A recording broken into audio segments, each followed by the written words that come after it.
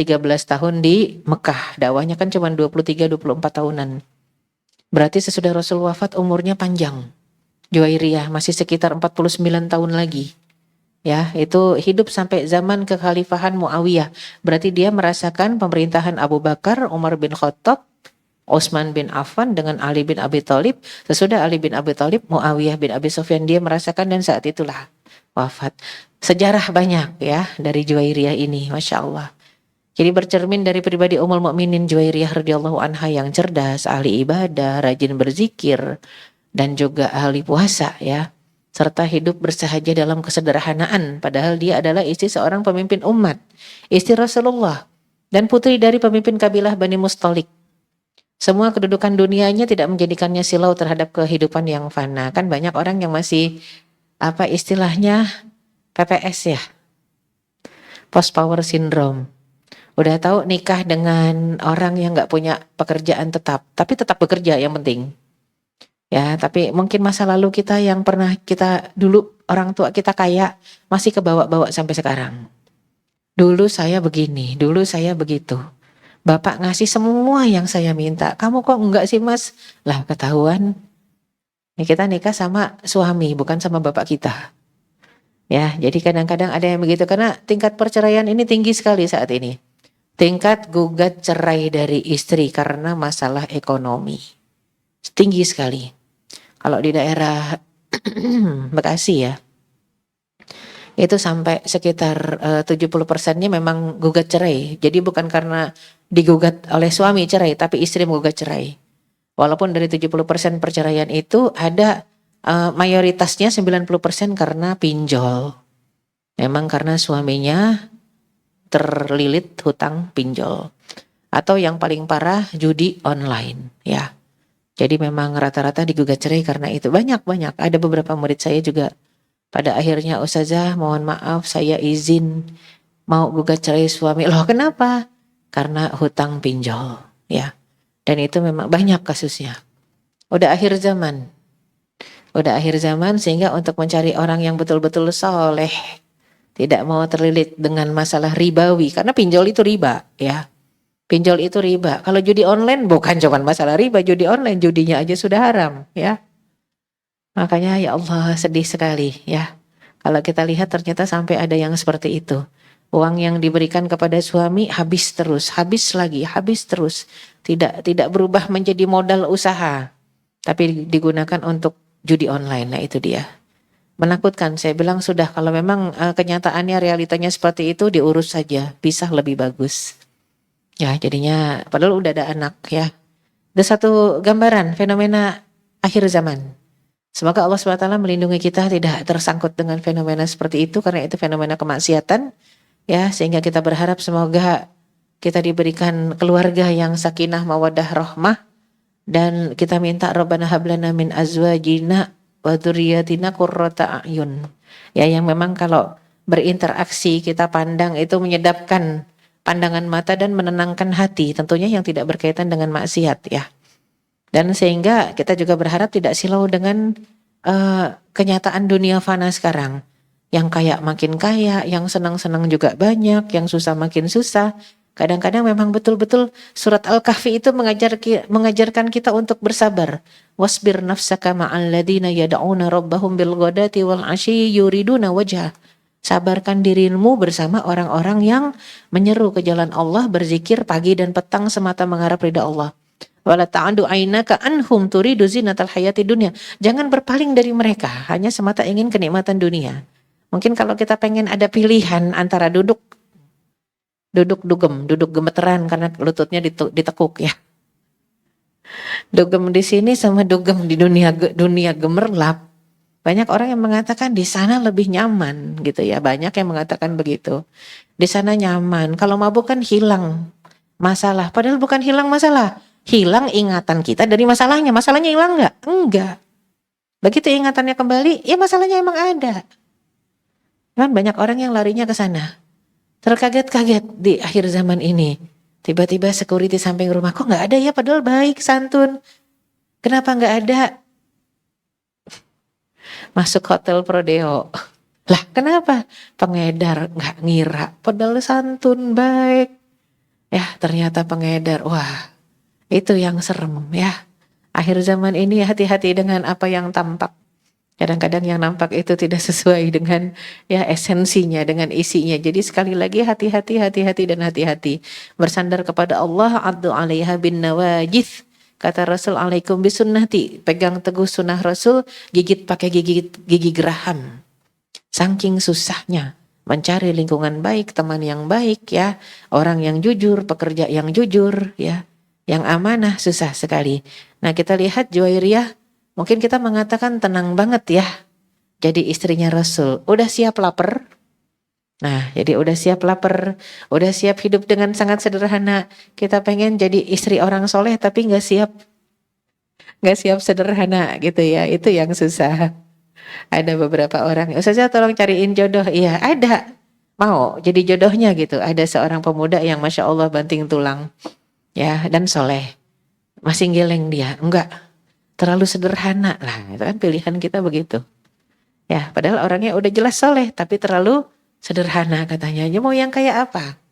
Susah ya. Kalau sekarang cari ada juga yang pemuda yang soleh, Masya Allah bertanggung jawab, amanah, tapi ternyata yang nyari ini hafizoh. Mohon maaf Ustazah, dia bukan hafiz. Kalaupun bukan hafiz, tapi sholat 5 waktu terjaga. Dan dia memang hanya bekerja di sebuah restoran misalnya. Kenapa tidak? Sholat 5 waktunya terjaga, restorannya halal, dia banting tulang dari pagi sampai sore, kenapa tidak mau? Orangnya juga ganteng, tapi nggak hafiz. Nah, ini yang susah sebenarnya kita yang mempersulit diri kita. Entah standarnya ketinggian atau nggak sesuai dengan syariat Islam. Pada akhirnya yang ngejodohin yang nyesek ya. Tadi minta cariin, begitu dijodohin nggak mau ya. Itu jadi satu hal yang kita berharap semoga kita bisa bercermin dari pribadi-pribadi para istri Rasulullah SAW yang ini Juwairiyah, Khadijah apalagi kan saudagar kaya. Hartanya habis untuk dakwah di jalan Allah ya. Semoga kita para muslimah bisa menjadikan istri-istri Rasulullah, khususnya ini juga Juwairiyah radhiyallahu anha, sebagai tauladan buat kita di zaman fitnah ini. Makanya sekarang udah zaman fitnah titik, nggak ada koma-komanya lagi. Udah titik zaman fitnah ya. Makanya di tanah suci juga kita lihat perempuan biasa aja, nggak pakai kerudung ya. Tanah suci bolak-balik gitu ya. Biasa aja pakai celana panjang, rambutnya tergerai, selendangnya cuma taruh di bahu. Kita udah geleng-geleng. Kalau dulu nggak usah jauh-jauh, 5 tahun lalu masih ditegur sama askar. Kalau kelihatan rambut sedikit, sekarang udah rambutnya kemana-mana nggak ada yang negor ya.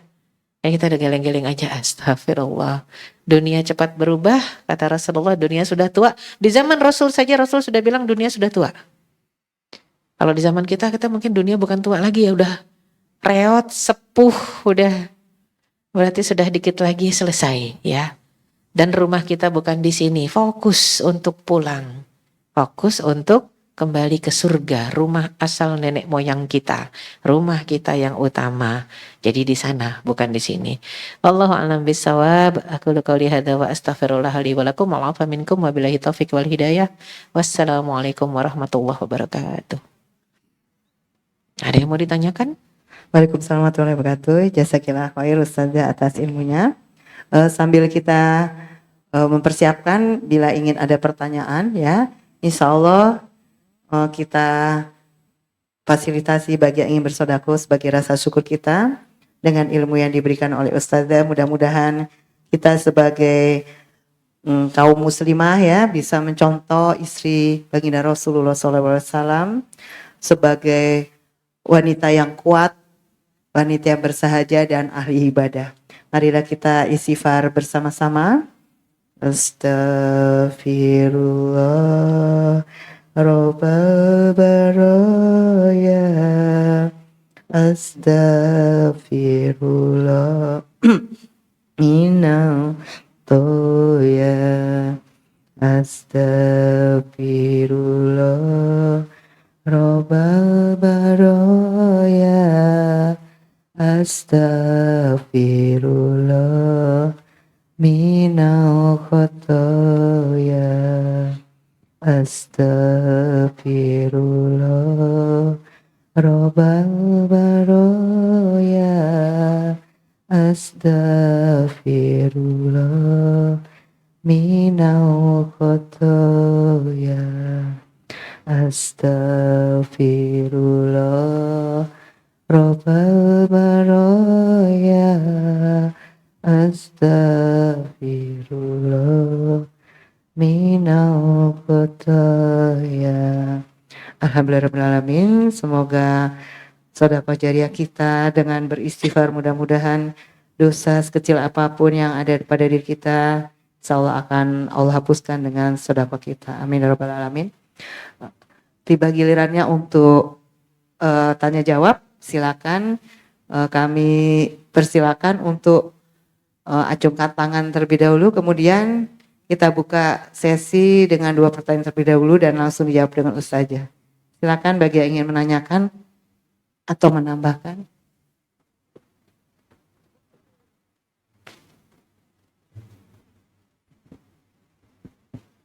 Assalamualaikum Ustazah. Waalaikumsalam warahmatullahi wabarakatuh. Saya dengan Ibu Endang dari Jakarta. Yang mau tanyakan ya soal yang tadi judi online Ustazah. Iya. Ada keluarga dari pihak saya tuh yang perempuan. Kayaknya nikah sekitar 3 tahunan yang lalu. Iya. Baru punya anak 1. Dan terus 1 tahun yang lalu tuh suaminya kan kecelakaan. Ya Allah. Ya jadi nganggur di rumah.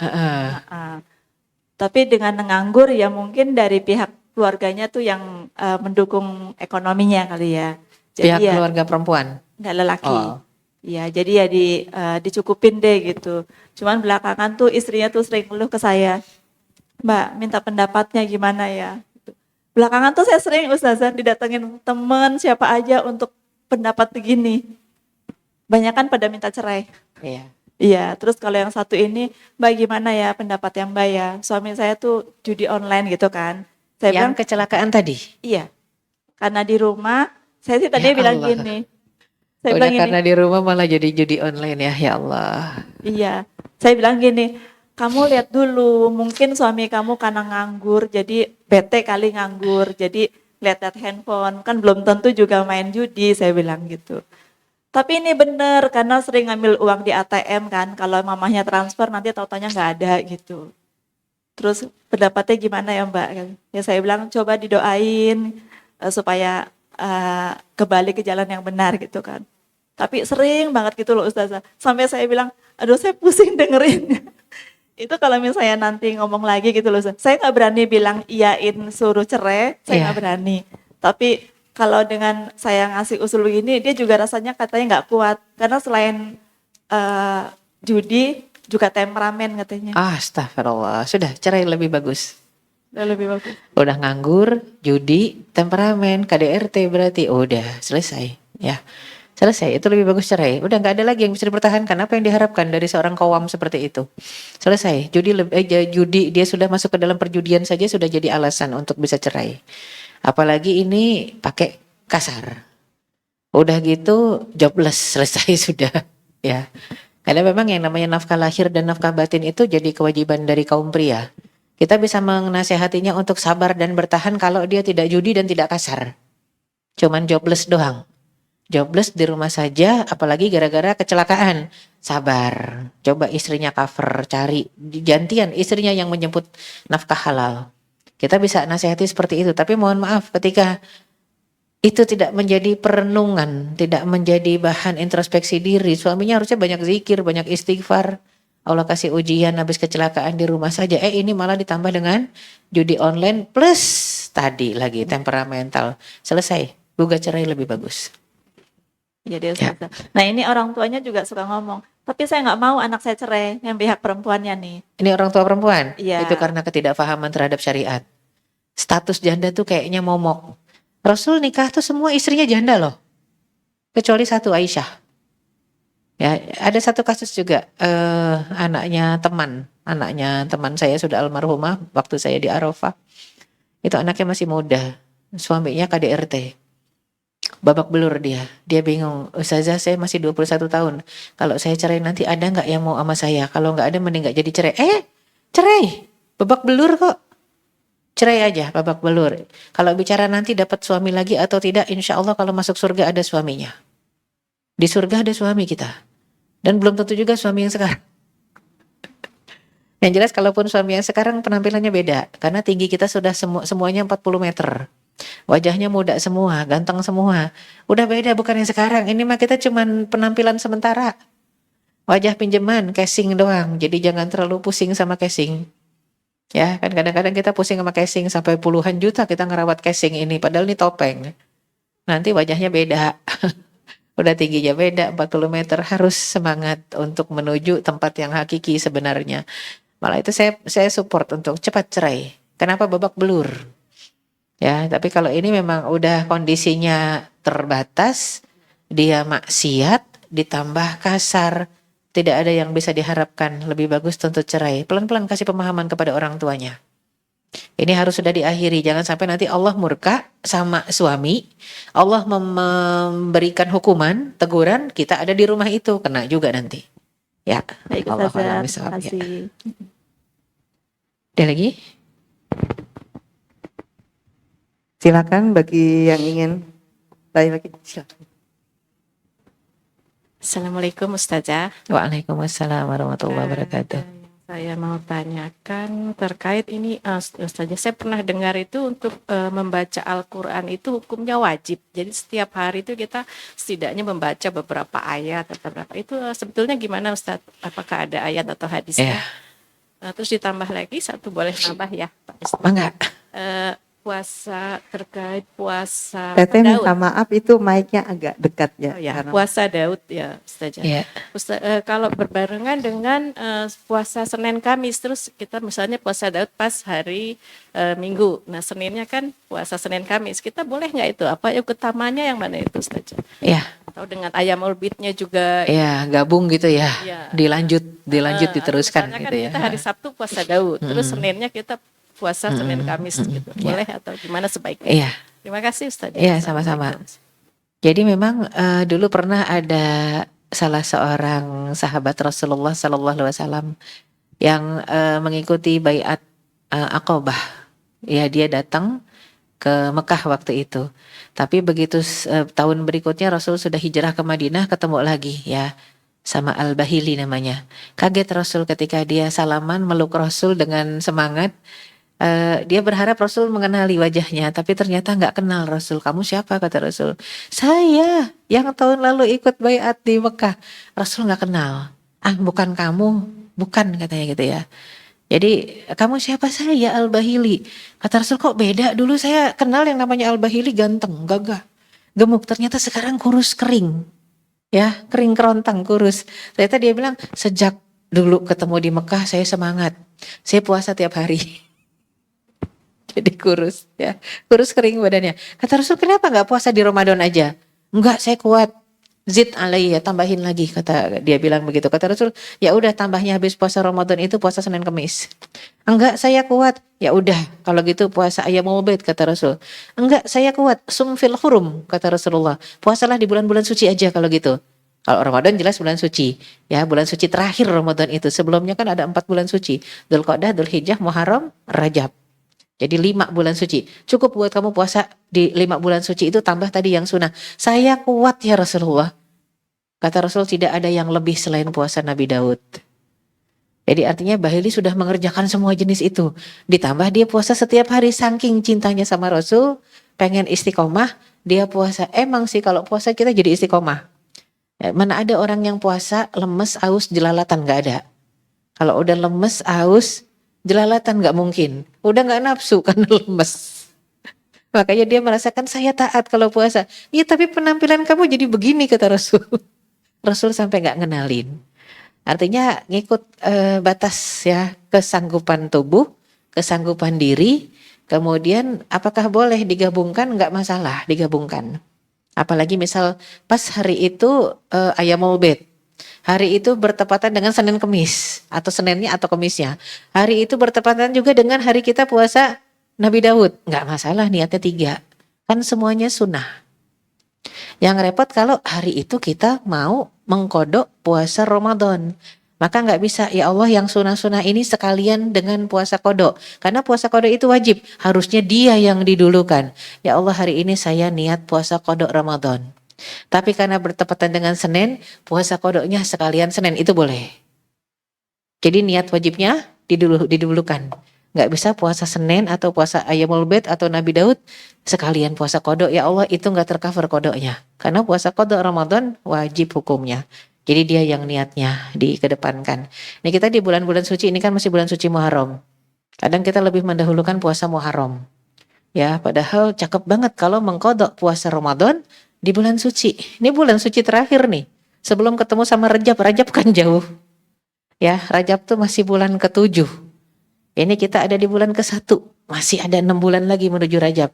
Mumpung masih ada hari-hari, mungkin tinggal sisa berapa hari ya. Ini hari Sabtu, besok hari terakhir. Ayyamul Bid, tanggal 15. Masih sisa 15 hari lagi. Yang punya hutang Ramadan, lunasi kalau bisa di bulan suci Muharram, ya.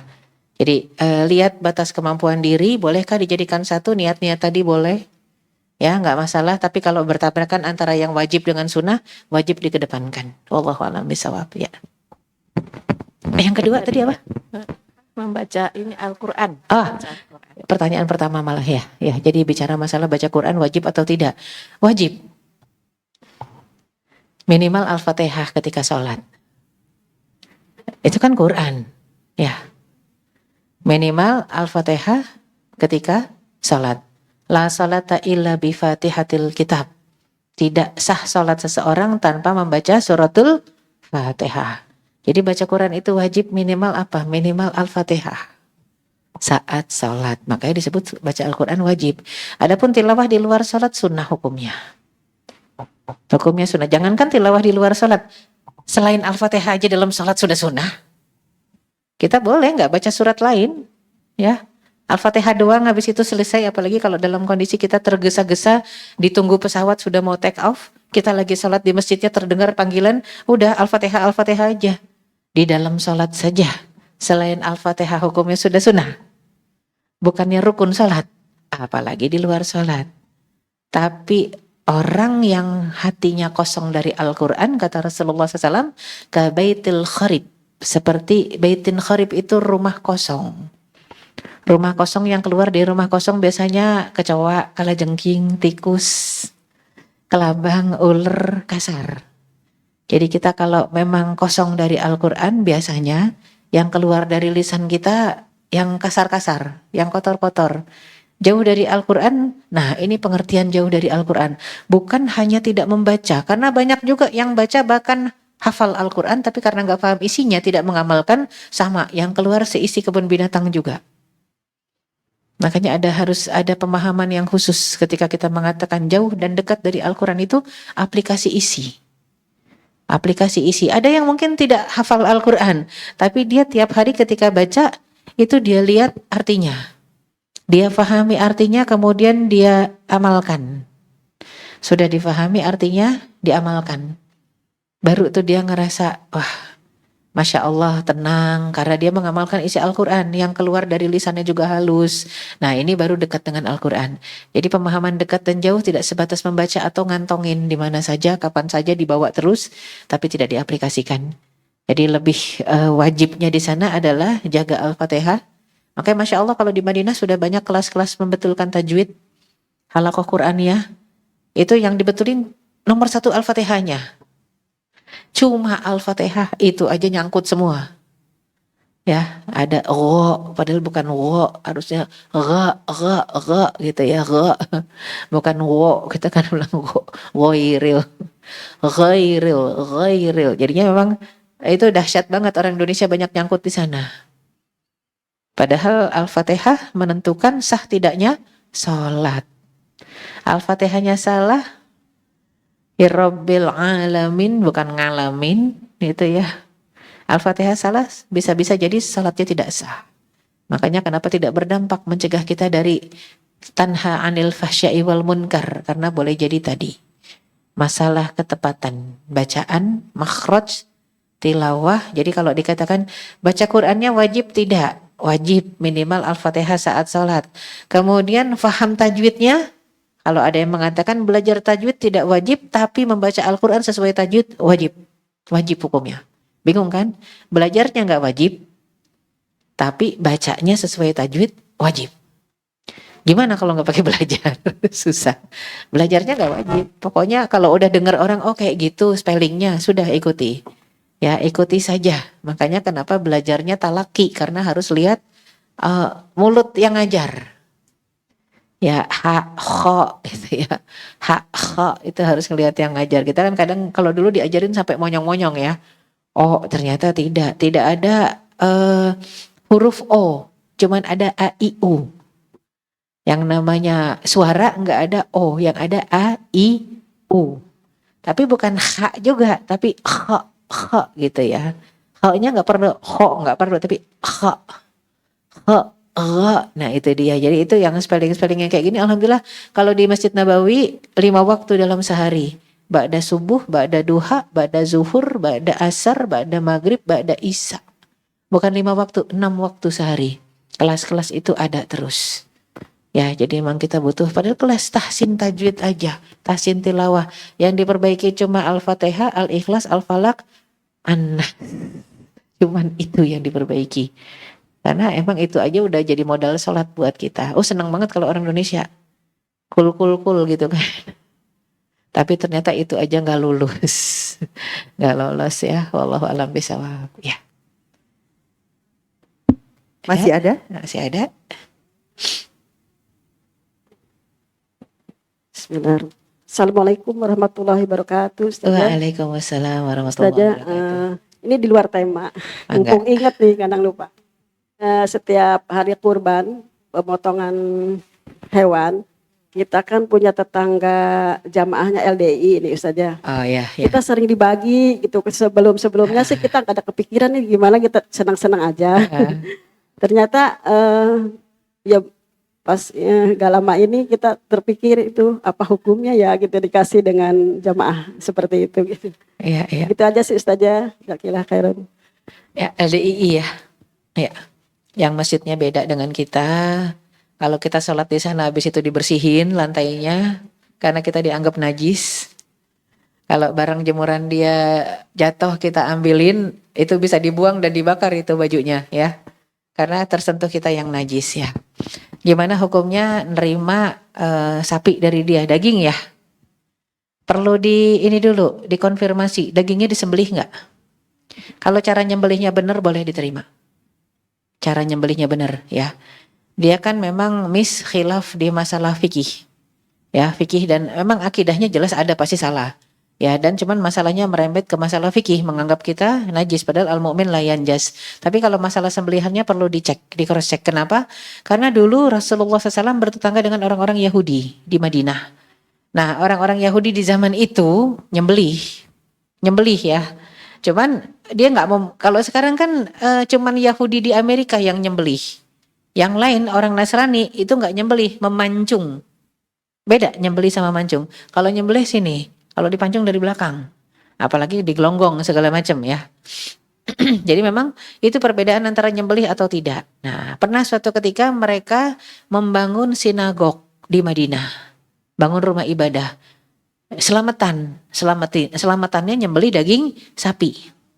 Nyembelih daging sapi. Satu riwayat mengatakan menyembelih daging kambing. Ada juga riwayat mengatakan menyembelih daging onta. Artinya apa? Onta, sapi, kambing, pokoknya yang dimakan, ya, yang halal dimakan, tapi dengan cara disembelih. Sesudah menyembelih, mereka mengirimkan daging-daging sembelihan tadi hadiah kepada kampung Muslim. Sahabat-sahabat Rasul dikirimin daging dari kampung Yahudi yang lagi selamatan bangun sinagog, itu bingung. Ini gimana? Boleh dimakan enggak? Ya, sedangkan kita tahu mereka nyembelih, lihat nyembelihnya. Cuman kan orang Tuhannya beda gitu ya. Tuhannya sih sama, kalau zaman dulu Tuhannya sama, nabinya beda. Dia masih meyakini kenabian Musa, sedangkan udah ada Rasul harusnya ngikut yang Rasul. Cuman dia mentok tuh di situ tuh, literatur pemahamannya mentok di situ. Akhirnya bingung sahabat, dibawalah daging-daging tadi ke Rasulullah SAW. Ya Rasulullah, mereka nyembelih, kami lihat. Masalahnya penyembelihan tadi untuk sinagog. Jangan-jangan dia nggak ngucapin bismillah. Karena bukan untuk Baitullah, bukan untuk kita selamatan. Misalnya selamatan kita kan nyembah Allah. Itu aja kita nggak bilang di hadapan masjid gitu kan. Ya Allah ini sembelihan buatmu, kan enggak, pokoknya bismillah doang.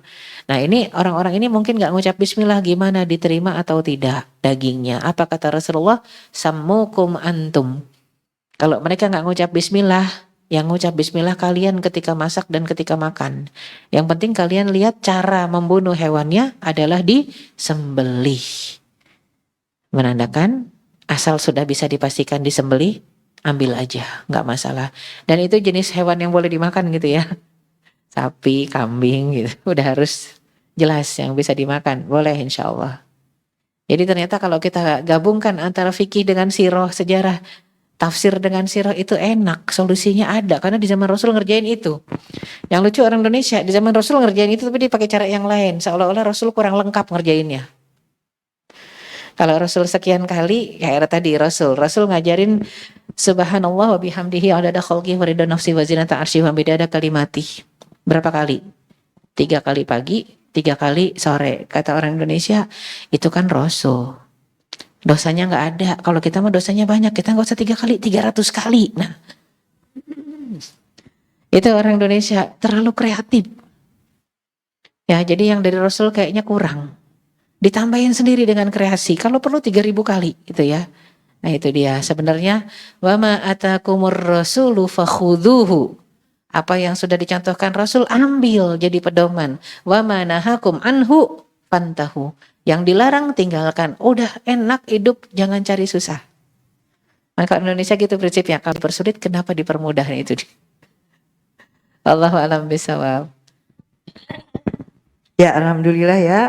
Mohon maaf dikarenakan waktu. Insya Allah kalau bagi ada pertanyaan lagi nanti mungkin bisa di belakang layar ya. Insya Allah kita tutup kajian kita kali ini dengan membaca doa dulu. Ustazah silakan untuk pimpin doa. Ya baik, kita akhiri pertemuan kita dengan sama-sama beristighfar. Astaghfirullahaladzim, astaghfirullahaladzim. Astaghfirullahalazim alladzi la ilaha illa huwal hayyul qayyum wa atubu ilaik. Allahumma lakal hamdu hatta tarda wa lakal hamdu idza radit wa lakal hamdu ba'da ridha wa lakal hamdu awalan wa akhira wa lakal hamdu batinan wa zahira. Allahumma salli wa sallim wa barik ala sayyidina Muhammad wa ala alihi wa sahbihi ajma'in wa man tabi'ahum bi ihsanin ila yaumiddin. Allahumma taqabbal minna innaka antas samiul alim wa tub alaina innaka antat tawwabur rahim. Rabbana zalamna anfusana wa illam taghfir lana wa tarhamna lanakunanna minal khasirin. Rabbana la tuzigh qulubana ba'da idh hadaitana wa hab lana min ladunka rahmah innaka antal wahhab. Allahumma arinal haqqa haqqan warzuqna ittiba'ah wa arinal batila batilan warzuqna ijtinabah. Allahumma ati nufusana taqwaha wa zakkiha anta khairu man zakkaha anta waliyuha wa maulaha. Allahumma inna nas'aluka husnal khatimah wa na'udzubika min su'il khatimah. Rabbana hab lana min azwajina wa dhurriyyatina qurrata a'yun waj'alna lil muttaqina imama. Rabbana atina fid dunya hasanah wa fil akhirati hasanah wa qina adzabannar. Subhana rabbika rabbil izzati amma yasifun wa salamun alal mursalin walhamdulillahi rabbil alamin. Aqulu qawli hadza wa astaghfirullaha li wa lakum. Wassalamualaikum warahmatullahi wabarakatuh.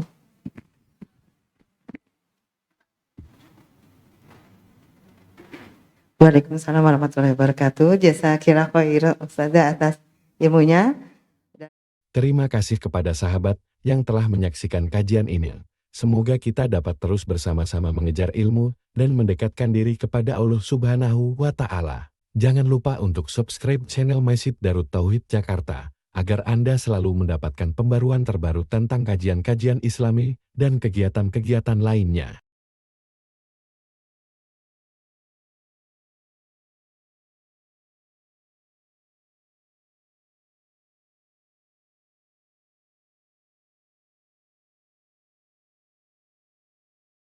Terima kasih kepada sahabat yang telah menyaksikan kajian ini. Semoga kita dapat terus bersama-sama mengejar ilmu dan mendekatkan diri kepada Allah Subhanahu wa Ta'ala. Jangan lupa untuk subscribe channel Masjid Darut Tauhid Jakarta agar Anda selalu mendapatkan pembaruan terbaru tentang kajian-kajian Islami dan kegiatan-kegiatan lainnya.